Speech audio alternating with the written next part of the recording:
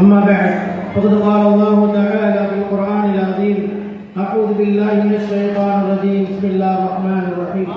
يا أيها الناس اتقوا ربكم الذي خلقكم من نفس واحدة وخلق منها زوجها وبث منهما رجالا كثيرا ونساء واتقوا الله الذي تساءلون به والأرحام إن الله كان عليكم رقيبا.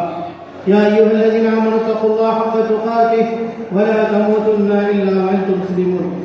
يا أيها الذين آمنوا اتقوا الله وقولوا قولا سديدا يصلح لكم أعمالكم ويغفر لكم ذنوبكم ومن يطع الله ورسوله فقد فاز فوزا عظيما. إن الله وملائكته يصلون على النبي يا أيها الذين آمنوا صلوا عليه وسلموا تسليما. اللهم صل على محمد وعلى آل محمد كما صليت على إبراهيم وعلى آل إبراهيم إنك حميد مجيد. اللهم بارك على محمد وعلى آل محمد كما باركت على إبراهيم وعلى آل إبراهيم إنك حميد مجيد. அளவற்ற அருளாளனும் நிகரற்ற அன்புடையுமாகிய எல்லாம் அல்ல ஏக இறைவனின் இனிய திருநாமத்தால் இந்த திருமண உரை ஆரம்பம் செய்கிறேன். எல்லாம் அல்ல ஏக இறைவனால் அனுப்பப்பட்ட நபிகள் நாயகம் ஸல்லல்லாஹு அலைஹி வஸல்லம் அவர்கள் மீதும் அன்னாரை பின்பற்றிய உத்தம சத்திய சஹாபாக்கள், தாபீன்கள், தபா தாபீன்கள், குறிப்பாக இந்த சமுதாயத்தில் உள்ள அனைவர்கள் மீதும் அந்த திருமணத்திற்கு வந்திருக்கின்ற நம் அனைவர்கள் மீதும் அந்த ஏக இறைவனின் சாந்தியும் சமாதானம் என்றென்றும் நிகழ்த்துமாகும். கணிதற்குரிய இல்லாமல் அல்லாஹ்வின் நல்லடியார்களே, இல்லாமல் அல்லாஹ்வின் மாபெரும் கருணையினால் இவ்வுலகில் மனித சமுதாயமாக படைக்கப்பட்டு இந்த மனித சமுதாயத்திற்கு வழிகாட்டுவதற்காக ஏக இறைவன் தூய்மையான இஸ்லாமிய மார்க்கத்தை மனிதர்களுக்கு வழிகாட்டுவதற்காக வழங்கியிருக்கின்றார். ஏக இறைவனால் வழங்கப்பட்ட இந்த மார்க்கத்தின் அடிப்படையாக இருக்கக்கூடிய திருமறை குர்ஆனின் மூலமாகவும் அவனால் அனுப்பப்பட்ட இறுதி தூதர் முஹம்மது ரசூலுல்லாஹ் ஸல்லல்லாஹு அலைஹி வஸல்லம் அவர்களின் போதனைகளின் மூலமாகவும் இந்த மார்க்கத்தை உலகத்தார்களுக்கு இறைவன் வெளிப்படுத்தியிருக்கிறார். எனவே இந்த உலகத்தை படைத்து பரிபாலிக்கக்கூடிய இறைவன் மனிதர்களுக்கு கூறுவது உமா கலப்புல் ஜின்ன வல் இன்ஸ இல்லா லியஅபுது. மனித வர்க்கத்தையும் ஜின் வர்க்கத்தையும் இந்த உலகத்தில் இறைவன் படைத்திருப்பது படைத்த அல்லாஹ் ஒருவனை மட்டுமே வணங்க வேண்டும் என்பதற்காக. படைத்தவனுடைய கட்டளை படைத்தவனை மட்டுமே நாம் வணங்க வேண்டும், அவனுக்கு கட்டுப்பட்டு நடக்க வேண்டும். அதற்கான ஒரு வழியை தான் அல்லாஹ் தஆலா திருமறை குர்ஆனின் மூலமாக நமக்கு போதிக்கிறார். அதே இறைவன் தான் இந்த மனிதனுடைய வாழ்க்கைக்கு, இந்த உலகத்தில் நாம் வாழும் பொழுது நம்முடைய வாழ்க்கைக்கு சிறந்த ஒரு வாழ்க்கையை ஆக்கிக் கொள்வதற்காக, இந்த மனிதனுடைய வாழ்க்கைக்கு ஒரு உறவை ஏற்படுத்துவதற்காக இந்த திருமணம் என்கின்ற உறவை இறைவன் தான் ஏற்பாடு செய்து கொடுத்திருக்கிறார். படைத்த இறைவன் நம்மை, அவன்தான் இந்த திருமண உறவை நமக்கு ஏற்பாடு செய்து கொடுத்திருக்கிறார். அல்லாஹ் சுப்ஹானஹு வ தஆலா அவனுடைய திருமறை குர்ஆனிலே குறிப்பிடுகிறான்: "வமின் ஆயாத்திஹி அன் ஸலகலக்கும் மின் அன்ஃபுசிக்கும் அஸ்வாஜா லிதஸ்குனு இலைஹா வஜஅல பைனக்கும் மவத்த வ ரஹ்மா இன்ன ஃபீ ஸாலிக ஆயாத்தின் லிகௌமின் யதஃபக்கரூன்." உங்களிலிருந்து உங்களுடைய மனைவி அல்லாஹ் படைத்திருக்கிறார். ஏன்? லிதஸ்குனு இலைஹா, நீங்கள் மன நிம்மதியை அடைத்துக் கொள்வதற்காக. வஜஅல பைனஹா மவத்த வ ரஹ்மா, அல்லாஹ் தான் இந்த கணவன் மனைவிக்கு மத்தியில் அன்பையும் பாசத்தையும் ஏற்பாடு செய்தார். இன்றைக்கு உலகம் முழுவதும் திருமணம் நடக்கிறது. ஏன் கணவன் மனைவிக்கு மத்தியில் ஒரு அன்பு பாசம் ஏற்படுகிறது? மனிதன் உருவாக்கியதா? மனிதனுடைய கண்டுபிடிப்பு கிடையாது. இந்த உலகத்தை படைத்து பரிபாலிக்கக்கூடிய இறைவன் தான் ஒரு கணவன் மனைவியை நேசிக்க வேண்டும், மனைவி கணவனை நேசிக்க வேண்டும், மனைவி கணவனுக்கு அன்பாக நடந்து கொள்ள வேண்டும், கணவன் மனைவிக்கு அன்பாகவும் மனைவி கணவனுக்கு அன்பாகவும் நடந்து கொள்ள வேண்டும் என்பதை நம்ம எல்லாம் படைத்த இறைவன் இருக்கிறான் அல்லவா, அவன் தான் ஏற்பாடு செய்து கொடுத்திருக்கிறார். அதனால்தான் அல்லாஹ் தஆலா சொல்கிறான்: "உன்ன லிபாஸுல் லக்கும் வ அன்தும் லிபாஸுல் லஹுன்ன." நீங்கள் அவர்களுக்கு ஆடை, அவர் உங்களுக்கு ஆடை என்ற ஒரு அழகிய உறவை அல்லாஹ் தஆலா திருமறை குர்ஆனின் மூலமாக மனிதர்களுக்கு உருவாக்கி கொடுத்திருக்கிறார்.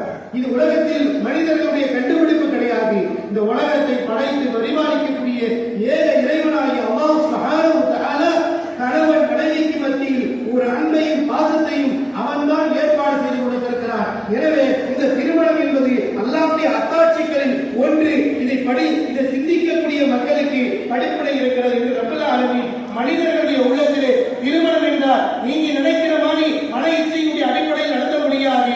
இந்த திருமணம் என்பது அல்லாஹ் சுப்ஹானஹு வ தஆலா ஏற்பாடு செய்து கொடுத்த மிகப்பெரிய ஒரு சிறந்த ஒரு வாழ்க்கையினுடைய உறவு திட்டம் என்று ரப்பல் ஆலமீன் நமக்கு உணர்த்தி காட்டுகிறார்.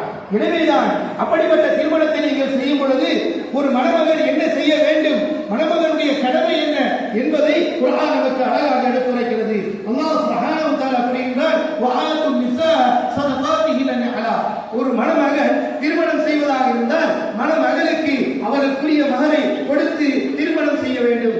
மணமகன் தான் மணமகளுக்கு தேவையான அத்தனையையும் கொடுக்க வேண்டிய பொறுப்பு. பெண் வீட்டாரிடமிருந்து எதையும் வாங்குவதற்கு மணமகனுக்கு அதிகாரம் கிடையாது. பெண்ணுக்குரிய உரிமையை நாம் பறித்துவிடக் கூடாது. குர்ஆன் அழகாக எடுத்து சொல்கிறது, ஷரியத் அழகாக தெளிவுபடுத்துகிறது. ஒரு மணமகன் திருமணம் செய்வதாக இருந்தால் வஆத்துன் நிஸா ஸதகாத்திஹின்ன நிஹலா, அந்த பெண்ணுக்குரிய மகரை அவளுடைய தேவைக்கு என்னவோ அவ்வளத்தையும் கொடுத்து நீதான் திருமணம் செய்து கொள்ள வேண்டும். பெண்ணுக்குரிய உரிமையை நீங்கள் பறித்துவிடக் கூடாது. அடியோடு தரத்தை ஒழிக்கக்கூடிய மார்க்கம் இஸ்லாம் மிக தெளிவாக நமக்கு எச்சரிக்கை செய்கிறது. எனவே ஒரு மணமகன் திருமணம் செய்யும் பொழுது மணமகளுக்கு மகர் கொடுத்து முடிக்க வேண்டும். எனவேதான் நபிகள் நாயகம் ஸல்லல்லாஹு அலைஹி வஸல்லம் திருமணம் செய்யும் பொழுதெல்லாம் அடியார்கிட்ட ஒரு நபி தோழர் வந்து கேட்கும் பொழுது அல்லாஹ்வுடைய தூதர் கேட்கிறார், அந்த பெண்ணுக்கு மகர் கொடுக்க நீ என்ன வைத்திருக்கிறாய்? அன்றைக்கு இந்த நபி தோழர்கள் வறுமையிலே கஷ்டத்தில் இருந்தவர்கள். அல்லாஹ்வுடைய தூதர் அவர்களே, என்னிடத்தில் நான் உடுத்திருக்க ஆடை மட்டும்தான் இருக்கிறது என்று சொன்னார்கள். ஒரு இரும்பினான மோதிரத்தையாவது எடுத்து வாங்கி சொன்னார்கள். யா ரசூலுல்லாஹ், என்னிடத்தில் இதுதான் இருக்கிறது. அப்போது அல்லாஹ்வுடைய தூதர் கேட்கிறாங்க, அல் மஅக மினல் குர்ஆன், குர்ஆனிலிருந்து உனக்கு ஏதாவது தெரியுமா? ஒவ்வொரு மணமகனும் குர்ஆனை கற்றறிந்திருக்க வேண்டும், குர்ஆனை கற்றிருக்க வேண்டும், குர்ஆனை ஓத தெரிந்திருக்க வேண்டும், குர்ஆனினுடைய சில பகுதிகள் தன்னுடைய உள்ளத்தில் இருந்திருக்க வேண்டும். உலகத்தினுடைய எல்லா செய்திகளும் இந்த உள்ளத்தில் இடம் கொடுத்திருக்கிறவே, அல்லாஹ்வுடைய வேதമായ குர்ஆனுக்கு இந்த உள்ளத்தில் இடம் கொடுத்திருக்கிறதா என்பதை யோசித்து ஒவ்வொரு மணமகனும் இந்த சபையில் இருந்து உட்காரும் பொழுது அல்லாஹ்வுடைய குர்ஆனை ஓத அறிந்திருக்க வேண்டும், கற்றிருக்க வேண்டும், மனதில் குர்ஆனுடைய வசனங்களை உள்ளத்தில் ஏற்றிருக்க வேண்டும். எனவேதான் நபிகள் நாயகம் ஸல்லல்லாஹு அலைஹி வஸல்லம் அந்த மணமகளுக்கு திருமணம் செய்யும் பொழுது இந்த திருமண குர்ஆனுடைய வசனத்தை அவளுக்கு கற்றுக் கொடுத்து அதையே மகராக வைத்து நான் திருமணம் செய்து வைக்கிறேன் என்று நபிகள் நாயகம் ஸல்லல்லாஹு அலைஹி வஸல்லம் வழி நமக்கு கற்றுக் கொடுத்திருக்கிறார்கள். என்று அன்பிற்குரிய அல்லாஹ் நல்லடியார்களே, மணமகன் தான் மணமகளுக்கு கொடுக்க வேண்டிய கடமையும் பொறுப்பும் உணர்வும் இஸ்லாம் அழகிய முறையில் குர்ஆன் நமக்கு எடுத்துரைக்கிறது. அதே போன்று திருமண நேரத்தில் வரக்கூடியவர்களுக்கு விருந்து கொடுக்கக்கூடிய அந்த பொறுப்பும் மணமகனுக்கு தான் இருக்கிறது என்பதை அல்லாஹ்வுடைய தூதர் ஸல்லல்லாஹு அலைஹி வஸல்லம் அவர்கள் நமக்கு வழிகாட்டி இருக்கிறார்கள். ஏனென்று சொன்னால் இந்த இஸ்லாமிய மக்களிடத்தில் பெண் வீட்டாரிலிருந்து அந்த திருமண வந்த திருமண நேரத்தில் உணவு கொடுக்கக்கூடிய பொறுப்பை சாட்டக்கூடிய நிலையை பார்க்கிறோம். ஆனால் இஸ்லாம் சொல்கிறது, மணமகன் உங்களுக்கு சக்தி எந்த அளவிற்கு இருக்கிறதோ அந்த அளவிற்கு நீங்கள் தான் கொடுக்க வேண்டும். ஒரு மணமகன் தான் வரக்கூடிய மக்களுக்கு உணவளிக்கக்கூடிய பொறுப்பை இஸ்லாம் கொடுத்திருக்கிறது என்று நாம் மறந்துவிடக்கூடாது. அதற்கு மாற்றமாக செய்தால் இறைவனுடைய தண்டனையிலிருந்து தப்பித்துக் கொள்ள முடியாது. அதே போன்று நபிகள் நாயகம் ஸல்லல்லாஹு அலைஹி வஸல்லம் நம்ம திருமணத்துக்கு வரும்பொழுது முக்கியமாக அந்த மணமக்கள் புதிய வாழ்க்கையை ஆரம்பிக்கப் போகிறார்கள். எனவே அவருடைய ஹஜ்ஜிலே துஆ செய்ய வேண்டும் என்ற ஒரு வழிமுறையை ரசூலுல்லாஹ் ஸல்லல்லாஹு அலைஹி வஸல்லம் அவர்கள் நமக்கு கற்றுக் கொடுத்திருக்கிறார்கள். ஏனென்றால் இவர்களுடைய வாழ்க்கை இப்ப துவங்க போகிறது. அந்த வாழ்க்கை கரெக்டுக்கு பொருந்திய வாழ்க்கையாக, மன நிம்மதியான வாழ்க்கையாக, அந்த குடும்பத்தில் செழிப்போடு வாழக்கூடியவர்களாக, கணவன் மனைவி அன்பாக வாழ வேண்டும் என்பதற்காக அல்லாஹ்வுடைய தூதர் இந்த உம்மத்திற்கு, இந்த உலகத்தில் வாழ்கிற எல்லா இஸ்லாமிய மக்களும் திருமணம் என்றாலே இந்த பிரார்த்தனை மட்டும்தான் ஓத வேண்டும் என்று ரசூலுல்லாஹ் ஸல்லல்லாஹு அலைஹி வஸல்லம் கற்றுக் கொடுத்தார்கள். பாரக்கல்லாஹு லக வ பாரக அலைக வ ஜமா பைனகுமா ஃபீ கைர். அல்லாஹ் உங்களுக்கு அகத்திலும் புறத்திலும் அபிவிருத்தி செய்வானாக, உங்கள் இருவரையும் நல்ல விஷயத்திலே ஒன்றிணைப்பானாக என்று நபிகள் நாயகம் ஸல்லல்லாஹு அலைஹி வஸல்லம் மணமக்களுடைய ஹக்கிலே அவருடைய வாழ்க்கை செழிப்பாக இருப்பதற்கும் அவருடைய வாழ்க்கை பரக்கத்து பொருந்திய வாழ்க்கையாக இருப்பதற்கும் அல்லாஹ்வுடைய தூதர் ஸல்லல்லாஹு அலைஹி வஸல்லம் கற்றுக் கொடுத்தார்கள். எனவே நம்முடைய குடும்பங்களில் திருமணம் செய்யப்படும் பொழுது அல்லாஹ்வுடைய தூதர் ஸல்லல்லாஹு அலைஹி வஸல்லம் அவர்கள் கற்றுக் கொடுத்த இந்த பிரார்த்தனைகள் மூலமாக தான் நம்முடைய திருமணங்களை நடத்தப்பட வேண்டும் என்று அல்லாஹ்வுடைய தூதர் நமக்கு கற்றுக் கொடுத்திருக்காங்க.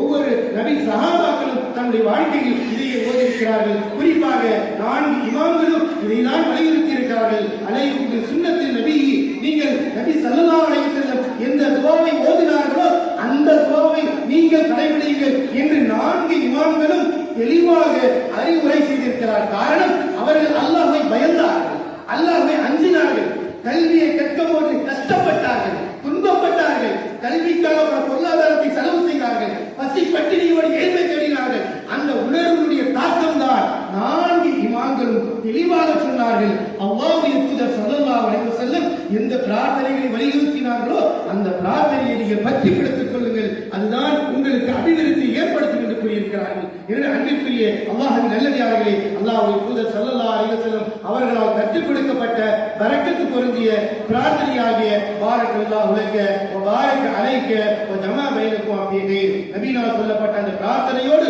ஒவ்வொரு இஸ்லாமிய திருமணங்களும் நடைபெறக்கூடிய பாக்கியத்தையும் நசீபையும் அல்லாஹ் தந்து அருள் புரிவானாக. ஆமீன். வாஹ்